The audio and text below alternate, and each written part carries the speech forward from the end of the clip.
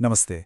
चलिए आज बात करते हैं एक बहुत ही ज़रूरी विषय पर कि हम अपने पैसों को और बेहतर तरीके से कैसे समझ सकते हैं, कैसे संभाल सकते हैं, ताकि हमारा जो फाइनेंशियल फ्यूचर है वो सिक्योर हो सके। अच्छा एक बात बताइए, क्या कभी ऐसा महसूस होता है कि पैसों का हिसाब किताब रखना, उनको मैनेज करना ये सब बहुत बहुत ही मुश्किल और उलझन भरा काम है? देखिए, अगर ऐसा लगता है तो इसमें घबराने वाली कोई बात नहीं है। बहुत से लोग ऐसा ही महसूस करते हैं। पर अच्छी खबर यह है कि अपने पैसों पर कंट्रोल पाना, यानी फाइनेंशियल कॉन्फिडेंस हासिल करना, उतना भी मुश्किल नहीं है जितना हमें लगता है। तो इसका हल क्या है? इसका सीधा सा जवाब एक ही चीज में है, और वो है वित्तीय साक्षरता, यानी फाइनेंशियल लिटरेसी। तो सवाल ये उठता है कि आखिर ये वित्तीय साक्षरता है क्या चीज? देखिए, बहुत आसान शब्दों में कहें तो ये कुछ जरूरी स्किल्स को समझने और इस्तेमाल करने की काबिलियत है, जैसे अपना बजट मैनेज करना, पैसे बचाना, सही तरीके से उधार लेना और सबसे जरूरी अपने पैसों की सुरक्षा करना। ये एक ऐसा हुनर है जो सच में पूरी जिंदगी हमारे काम आता है। और ये जानना भी दिलचस्प है कि ये सिर्फ एक पर्सनल स्किल नहीं है, बल्कि ये एक राष्ट्रीय प्राथमिकता है, क्योंकि जब लोग आर्थिक रूप से साक्षर होते हैं तो न केवल वो अपना बल्कि पूरे समुदाय और देश का भविष्य सुरक्षित बनाने में मदद करते हैं। सबसे अच्छी बात पता है क्या है? ये सब सीखने के लिए किसी को अकेला नहीं छोड़ा गया है, बल्कि मदद के लिए एक पूरा का पूरा सिस्टम तैयार किया गया है। तो अब सवाल है कि ये मदद मिलेगी कैसे? इसके 3 बहुत ही आसान रास्ते हैं।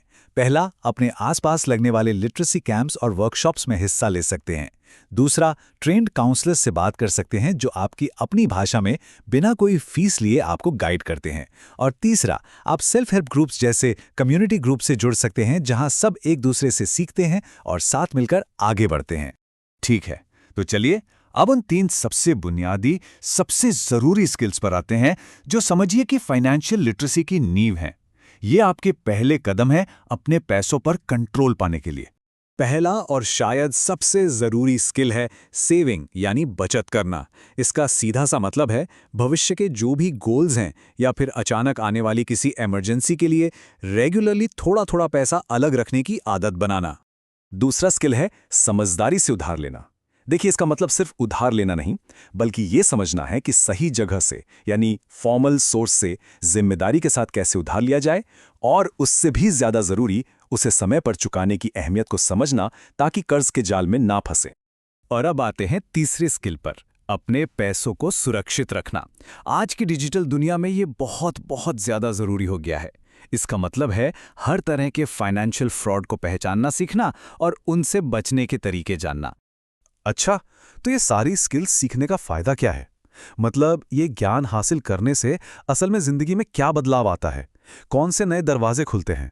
फायदे तो बहुत सारे हैं। सबसे पहले तो ऊंचे ब्याज वसूलने वाले साहूकारों पर निर्भरता कम हो जाती है। इमरजेंसी और जिंदगी के बड़े लक्ष्यों के लिए प्लानिंग बेहतर हो जाती है। डिजिटल बैंकिंग का इस्तेमाल करने में भरोसा और सुरक्षा महसूस होती है। और सबसे बड़ी बात, अपने पैसों से जुड़े फैसले लेने का आत्मविश्वास बढ़ जाता है। कुल मिलाकर आर्थिक सुरक्षा की तरफ एक साफ रास्ता दिखने लगता है।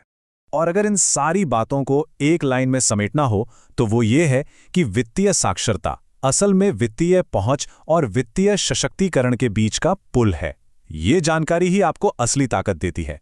अच्छा, खत्म करने से पहले एक बहुत जरूरी बात, ध्यान रहे कि ये सारी जानकारी सिर्फ शैक्षिक मकसद के लिए है। इसे किसी भी तरह की फाइनेंशियल एडवाइस ना समझा जाए।